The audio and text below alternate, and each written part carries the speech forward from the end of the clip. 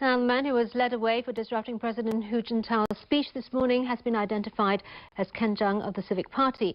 He was later released by the authorities. He called for the vindication of the student movement in Beijing in 1989. Now, that was also one of the protest issues of this year's July 1st rally.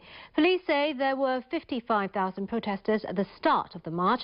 The crowd broke through police lines to fill the entire road through Wan Chai all the way to the central government offices at Tamar.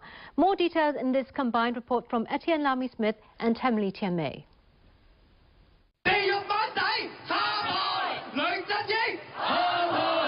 A banner calling for an end to alleged collusion between the government and businesses led the way out of Victoria Park. The march started at 3 o'clock and it took more than 2 hours for all the protesters to empty from the park onto the street. The line of demonstrators stretched as far as the eye could see. A sea of umbrellas punctuated by the banners flowed through Causeway Bay and down to Wan Chai. The way police control the movement and flow of these events is often a source of conflict. And while in some parts of the march it's perfectly peaceful, like here, in other parts, tempers are flaring. What began as a peaceful demonstration turned chaotic about 2 hours after the start.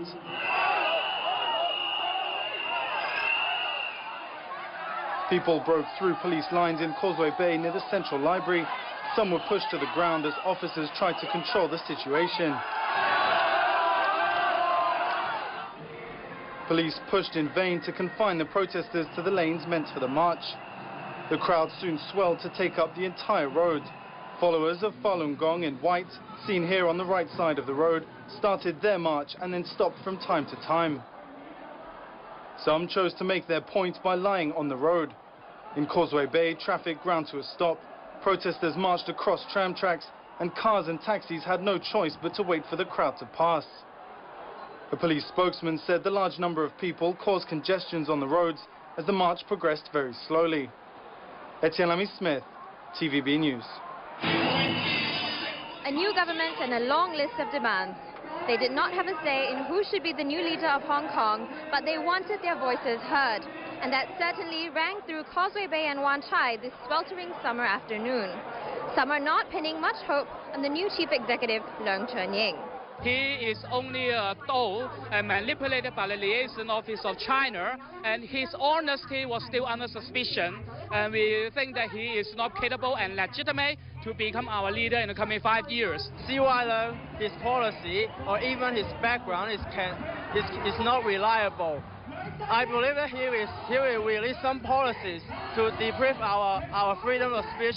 We think that he does not represent our all Hong Kong people because we don't have the power to vote, and we are here because we care about our society. Here, a huge portrait of Leung showered with paper money meant for the dead. Some portrayed the new CE as a wolf, others called him a liar. But not everyone agreed.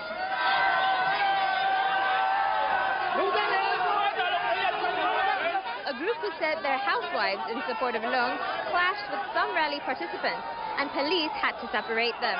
The housewives were escorted out of the crowd. The death of mainland activist Li Wangyang also featured prominently in today's rally.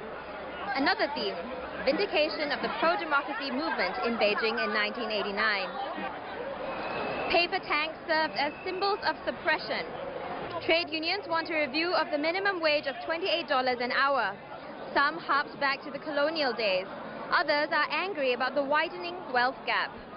And 2 weeks ago, the census showed that we have the biggest rich-poor gap in the developed world. So, you know, the pursuit of laissez-faire economics and whatever since Sandover has just resulted in a huge poverty gap. There are banners of every kind, political parties, trade unions and student organizations. And their demands touch on every aspect of life, from everyday issues like housing and the treatment of ethnic minorities to issues that affect the future of this city. Temli Tianmei, TVB News. Now, many of those who took part in the rally are still outside the central government offices. We have Etienne Lamy-Smith, who is at Tamar, and Temli Tianmei is on Arsenal Street in Wan Chai. Etienne, what can you tell us about what's going on where you are? Hi, Jenny. Well, there's still a constant stream of people coming in from the end of the march. And over the past half hour or so, the crowd here has really started to swell. Now, one interesting thing is that while there are plenty of security guards around, I can't see that many uniformed police. So the mood here at the moment is still quite civil and relaxed. Back to you in the studio. And over on Arsenal Street now, we have Temli. Temli, the roads are behind you. There's still a lot of people. What can you tell us? Yeah, from where I stand, the crowd is still coming in strong, and I've just received word that they still stretch as far back as Causeway Bay.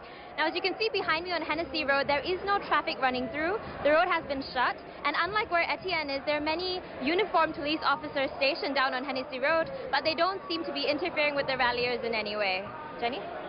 Thank you very much, Temli. The July 1st rally is still going on in town. In other news,